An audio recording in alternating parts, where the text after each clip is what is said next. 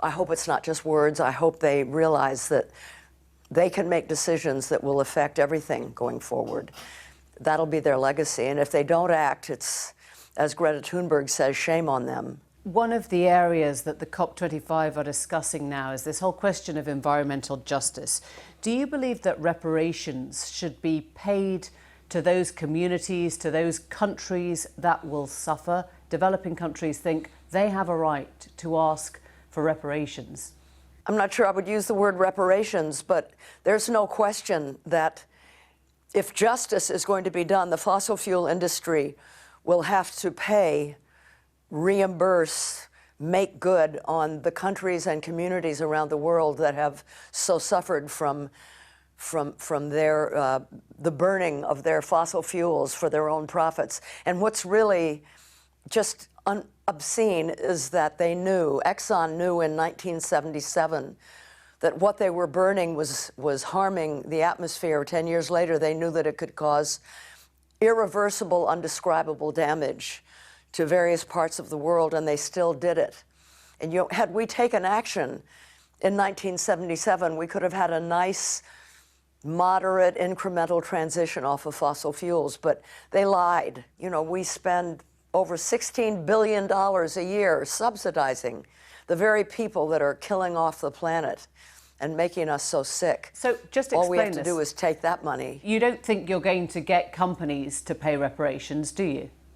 I think that if we have a proper president and administration starting next November, who puts the policies in place that need to be put in place starting day one, they will call upon the fossil fuel industries to step up to the plate and to make good on the communities and people that they've so harmed over all these many decades. So you think a Democratic president of the United States would force the fossil fuel companies to pay money to countries that they have damaged through their use of fossil fuels?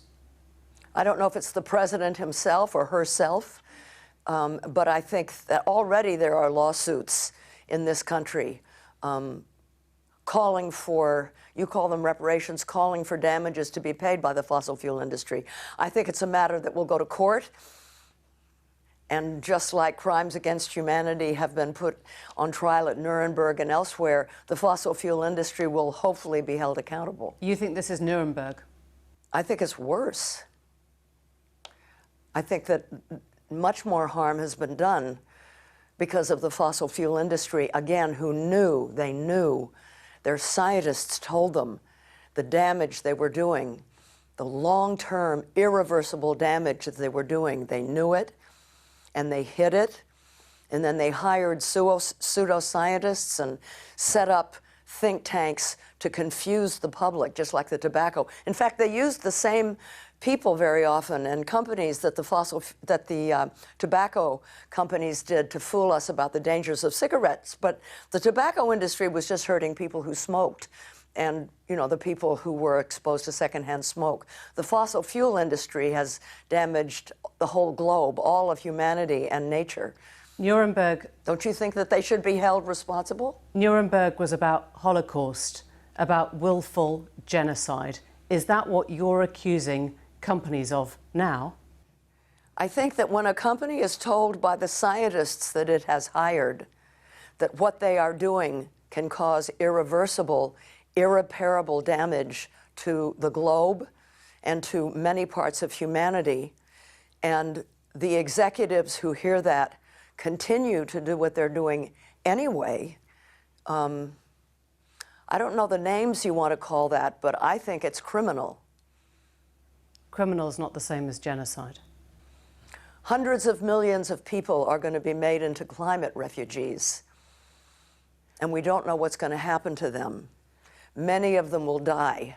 A lot of them come from the global south. Call it what you will. Where do you get that number, hundreds of millions, from? Because from the science. From the science. Well, the IPCC doesn't give those numbers. There aren't numbers, and no credible scientific body has ever said that climate change actually threatens the collapse of civilization. I wonder if you recognise that the exaggeration that activists sometimes use in the best possible cause can alienate and polarize people who are really trying to get to grips with the facts on this? Well, I have read that the decision that we make in the next 10 years can make the difference between 100 million people becoming climate refugees or 300 million becoming climate refugees. Refugees often stay within the borders of their country, so this is according to the IPCC, they may be migrating within their country. I'm just They trying may to get, be. That's all I'm trying to get a sense. I'm just trying to get a sense of where these numbers come from, because when you say 300 million, or when it sounds so existential, you give people the sense, perhaps, that there is no coming back from this. There won't be any coming back from it if we don't do what's needed in the next 11 years. That's what the scientists tell us. When you think of the things that could happen if we don't act with urgency now, in, say, 40 years, when there are health pandemics that scientists have described, rising sea level, excessive drought, extreme heat, loss of crops, and so on and so forth. In that kind of a situation, it's very hard for democracy to thrive. Economic systems become very unstable. And in the midst of that kind of chaos, what rises is tyranny. And I don't know, I call that the collapse of civilization.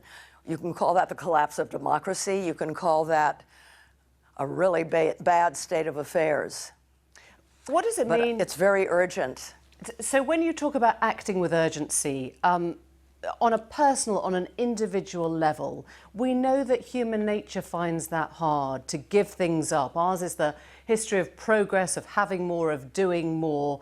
How do you convince people, not activists, ordinary people, to do less, to travel less, to fly less, to buy less? Well, you do what I'm doing. I have left my comfort zone and moved to Washington, D.C. to hold an action every Friday called Fire Drill Fridays, inspired by Greta Thunberg and the student climate strikers. And people are traveling here from all over the country, actually, who have never engaged in civil disobedience before, never been arrested for civil disobedience, and they tell me that they feel transformed. I don't need to tell them to give up anything, but one of the messages that I want to send out is individual lifestyle choices can't be scaled in time to make the differences that we need to make. But you've made them to your life. I think I read somewhere that you bought what you called your last big purchase, a big red coat. Do you really mean that? Yeah. What happens if you live to 100? I got a lot of clothes and I haven't changed shape in about 30 years, so I figure I'm pretty set. Jane Fonda, an Exxon told us, reports that we reached definitive conclusions about climate change decades before the world's experts are not accurate and have been debunked.